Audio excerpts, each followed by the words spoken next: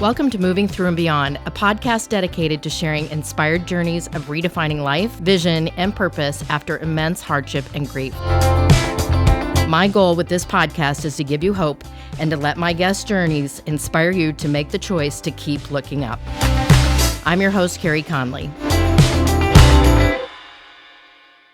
Welcome, everybody, to this episode of Moving Through and Beyond podcast. I'm Carey Conley, your host, and I bring people on here that I have found in my life to help me get through my own journey of adversity.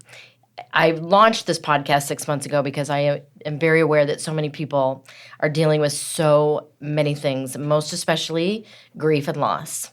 And in my journey, I got connected to this amazing woman, Elizabeth Boisson. I'll make sure I pronounce your name correctly. And she has founded an organization called Helping Parents Heal. And I want her to talk a lot about why she founded that, her story of loss as well.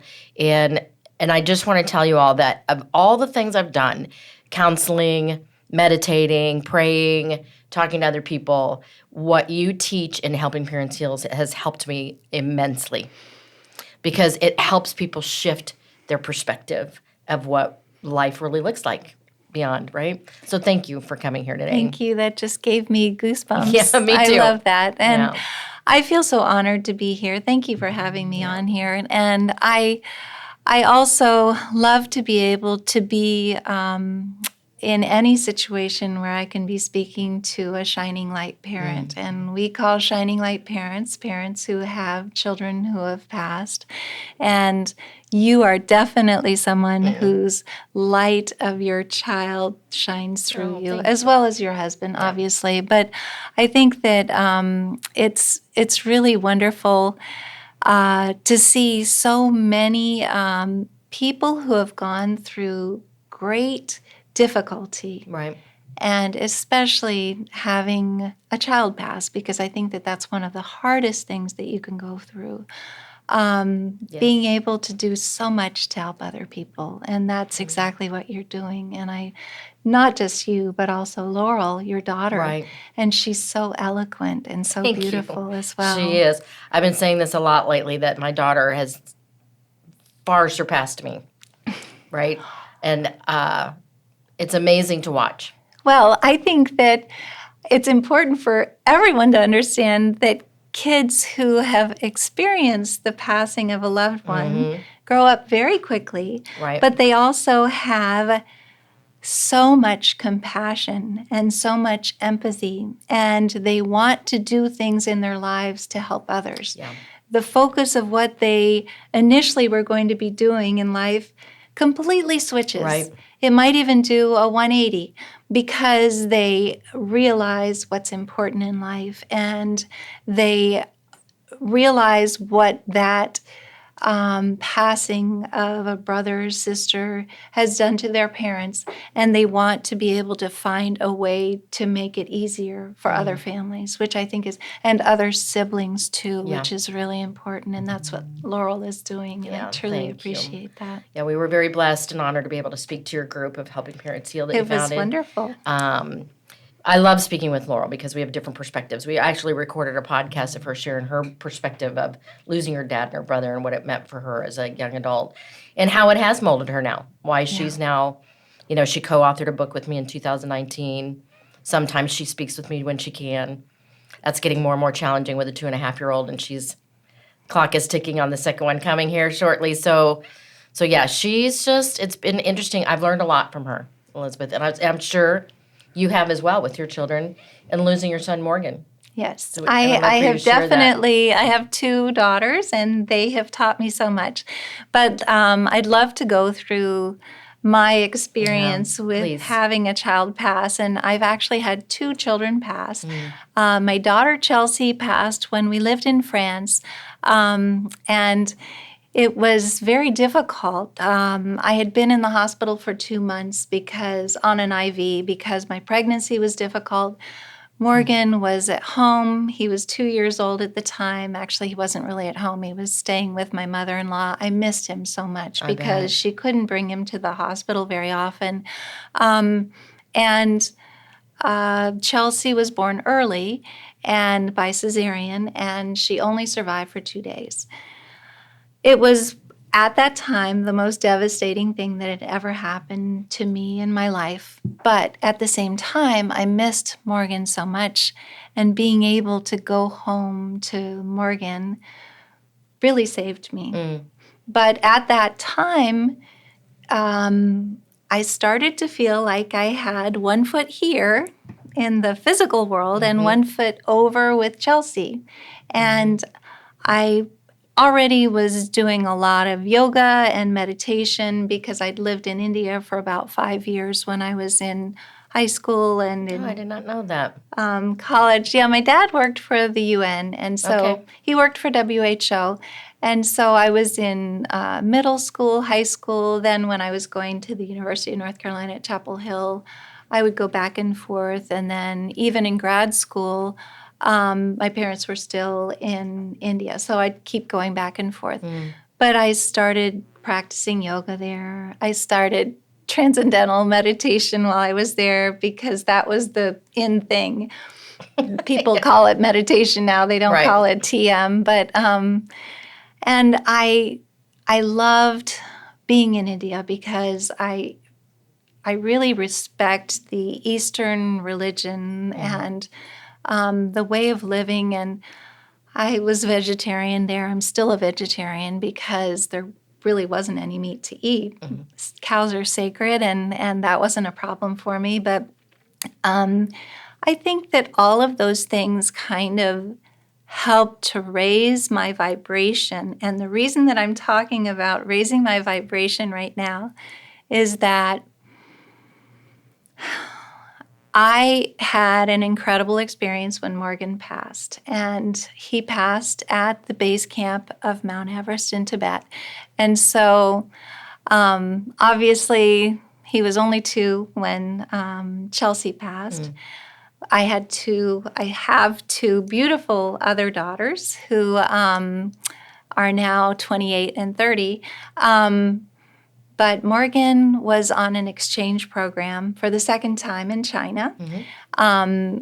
He had been asking us if he could go to Hong Kong for a vacation that was coming up, a school break. And we were a little bit concerned about having him go to Hong Kong because of the fact that the visa situation was kind of complicated. And so we weren't sure if he would be able to get back into China once he went to Hong Kong. So there was a group of students with 2 professors going to the base camp or going to Tibet. They were studying Tibet in school anyway. They were studying the economic systems and financial and things that had happened with China before. And so it was an exciting way to go and see Tibet. And there were 2 professors going. So I said, oh, that sounds great. So there were 13 kids, every kid in the program from Nanjing University. That's where they were studying. They were actually at the University of the University of Arizona, but on an exchange program. And they landed in Lhasa at 11,000 feet, and then the next morning loaded into a bus with a Chinese tour guide. It turned out that the 2 professors weren't able to come at the very last minute, but I did not know that.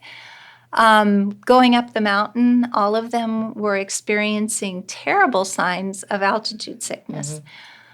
But no one realized that they were indicators because of the fact that they were so already so out of it because of the altitude sickness. And so the things that were happening were that they were having to stop the bus because the kids would get out and throw up. And Morgan was kind of helping with all of this because he spoke Chinese better than any of the other kids. He was also the biggest kid on the program, and he was kind of the protector of everyone. There were even kids who were urinating in the bus because that's also a sign of altitude sickness, but no one realized. And the Chinese tour guide just wanted to get the bus up the mountain as quickly as possible because night was going to fall. And so they got up to 19,000 feet in altitude. And when they got that high, Morgan had a splitting migraine, which is also a sign of altitude sickness. He went to bed early. He took a Benadryl because that's all that I think it was a Benadryl. That's all he had available in his medication. He didn't bring anything with him. And during the night, they stayed in a yurt, which is a big tent where everybody had sleeping bags. And he kept getting up during the night and wandering around the yurt and calling people by the wrong names, which is also a very serious sign of altitude sickness. And in the morning, when they were going to go back down the mountain, one of the kids tried to wake him up at 9 o'clock, and he was foaming at the mouth. They couldn't wake him up. Another kid called his mother, who is a doctor in Seattle, and said, "We can't wake Morgan up. What should we do?" And she said, "Load him onto the bus, get him down the mountain. He needs to get down in altitude."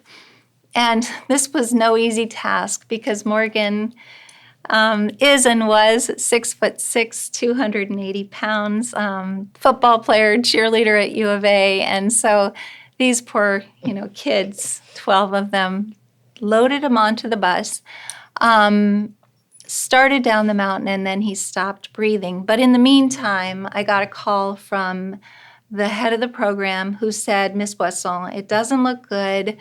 They're taking Morgan down the mountain to help. Would you like the cell phone number of his roommate?" And I said, "Oh, yes, please give it to me right now."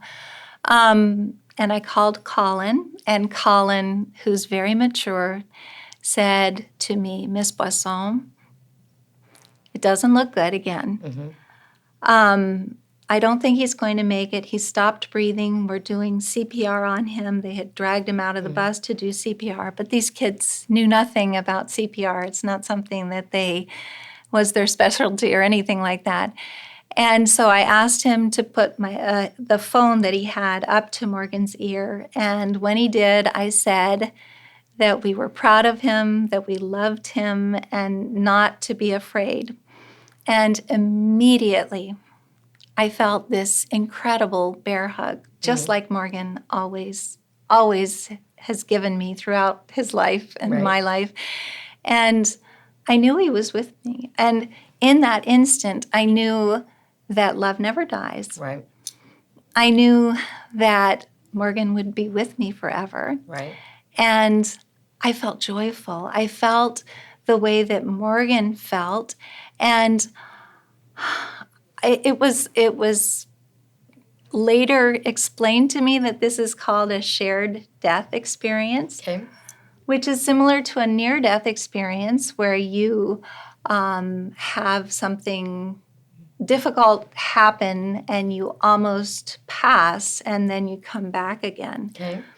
But in a shared death experience, you don't have any of those difficult things that happen. You're sharing this beautiful experience with a loved one. And this happened all the way across the world for me, which was amazing.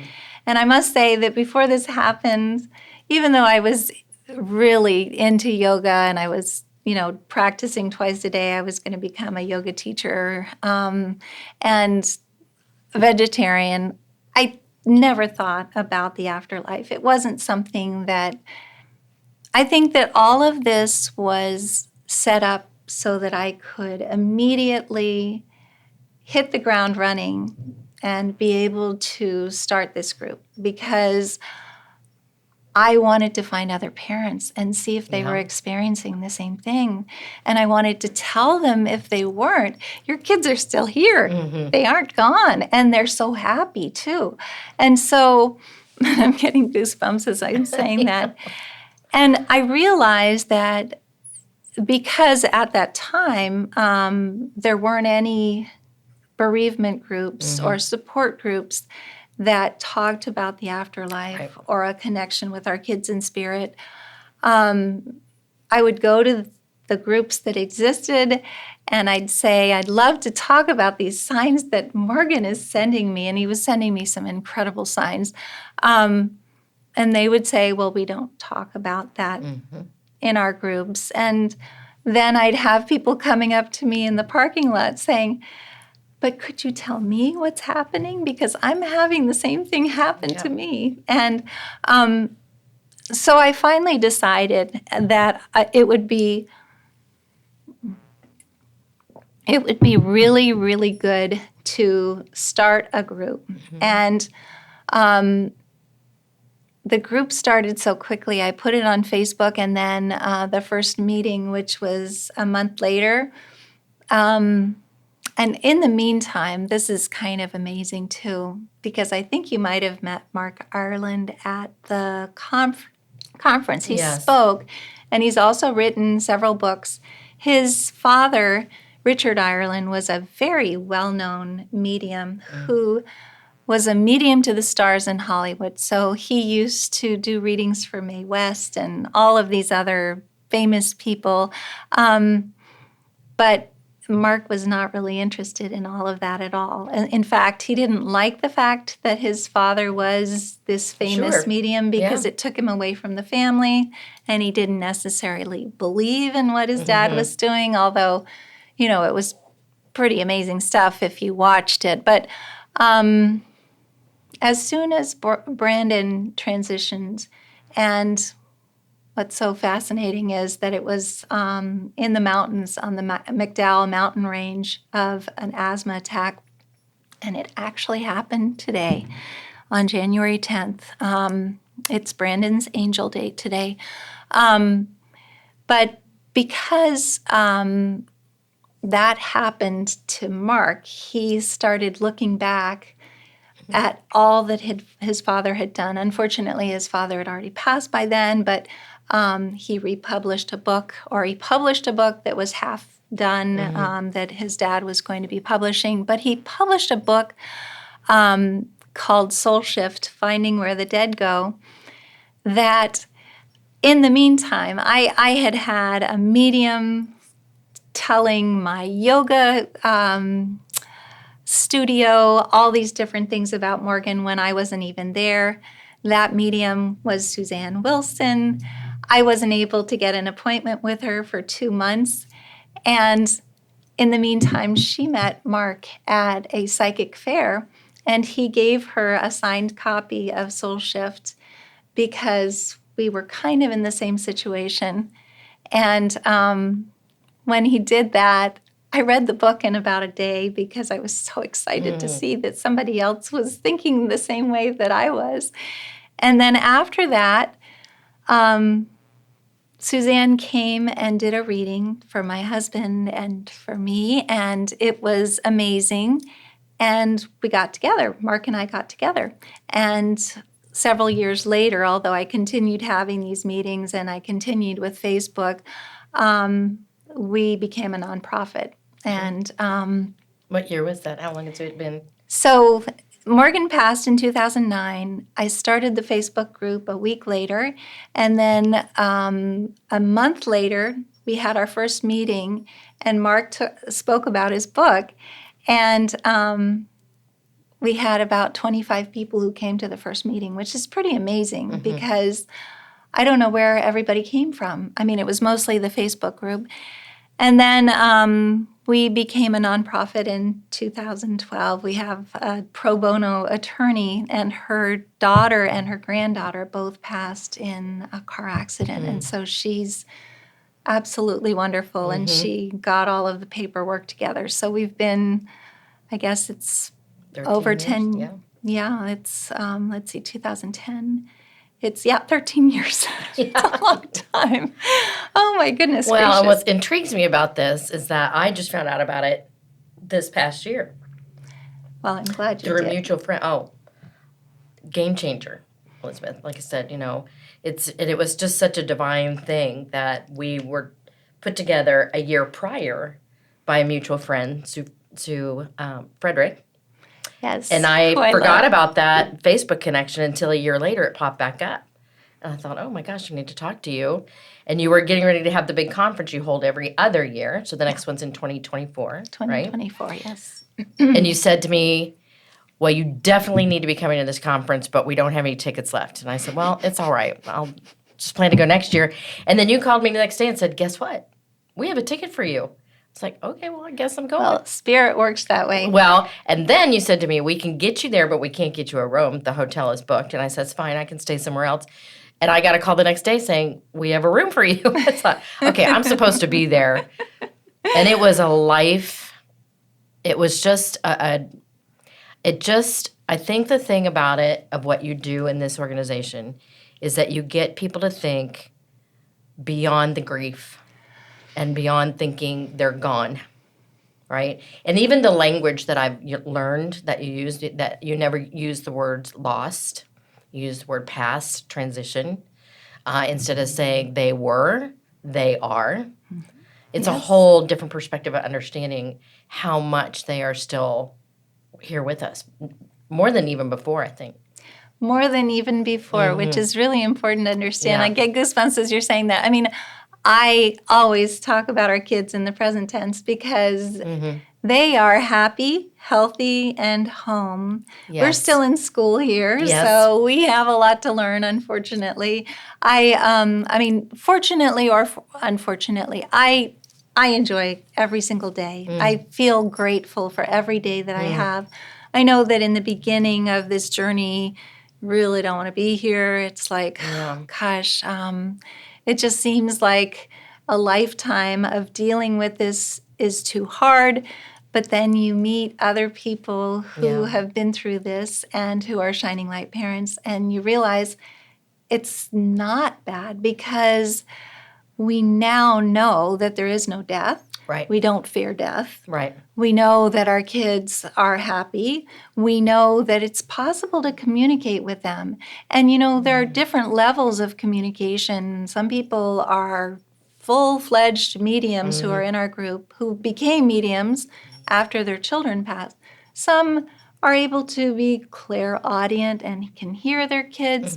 Some of them get signs from them through the radio and through their license plates that they see, as well as birds, cardinals, and blue jays, and all different kinds of. So the really great thing about the group is that we teach parents all different ways to connect with their kids. They don't have to be studying to become a medium. Right. That's not necessary. And in fact, for Irene Vouvalidis and myself, and Irene is the conference director, and she's also the vice president of Helping Parents Heal, we don't want to become mediums because I think that we're so busy right now. Can you imagine if we were talking? And my head is always ringing in interviews like this because I know that kids are talking to me, but if I was really needing to respond to them and actually find their parents and tell them the messages that they're telling me, so it's a good situation right now. It's a gift, and it's also a huge responsibility. Yeah, it is a responsibility. It always intrigues me. So I never knew much about understanding signs and the connection, and that we're all shared energy, whether we're here physically or transitioned, right? Until about 6 months after my son Cole passed by suicide, I was in a random event that this woman was running, and she is not only intuitive, she has the gift to foresee the future of what's happening with the world. Both like generals seek her out. Right? Oh, wow. And she was given a lot of advice of what was going to happen to the world over the next 7 years, whatever. And I found it all fascinating. But when everybody left, at the end, she came up to me and said, how in the world are you still standing? Because I've also lost my husband to suicide. Yes. And I thought, what is she talking about? And she proceeded to share with me, you know, how much they were still present in my life, and gave me a huge gift of, this was not your fault. Yeah. This was just how it was supposed to be. I mean, so much peace. And I think that's what, when parents are willing to receive and live through the grief, which I don't know that you ever really fully get over it. Maybe you can answer that for me. But I think the big thing is we just miss them so much physically that's the part that's the hardest. Even knowing that they're here, and I get signs from Cole all the time. Crazy. all the time. So I know he's here. I know I'm supposed to be doing this podcast and what I do. Because of him. Because of him and my husband. But it's still, I think it's hard for parents to get past the physical aching of wanting to have them here, with them. I think you're right. I think that it's important, though, to know that you can experience joy again, and that every single event that we hold, whether it be holiday celebrations or Thanksgiving celebrations or Easter celebrations, I know Morgan's with us. Yeah. And we always have a special ornament or a special, in fact, for our holiday card, we always have a picture of Morgan on the back with his sisters, different pictures every time, and ask people to raise a glass to celebrate their kids, and as well as Morgan and Chelsea.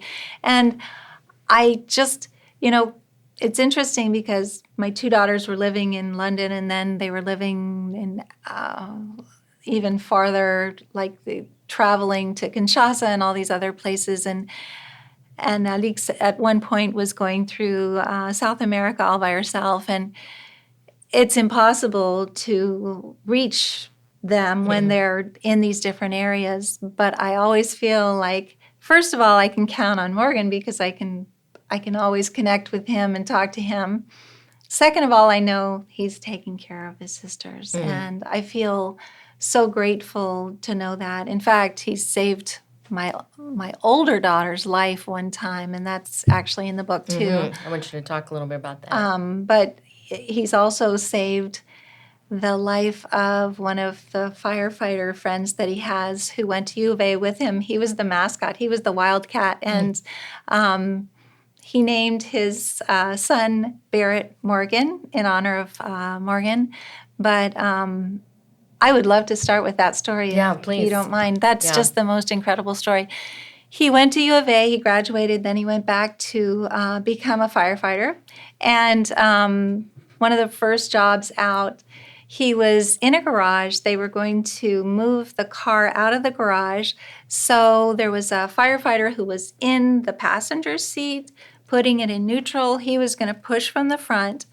And all of a sudden, and there was fire in the house, all of a sudden, Dan felt Morgan grab him from behind, pick him up off his feet, and pull him all the way back.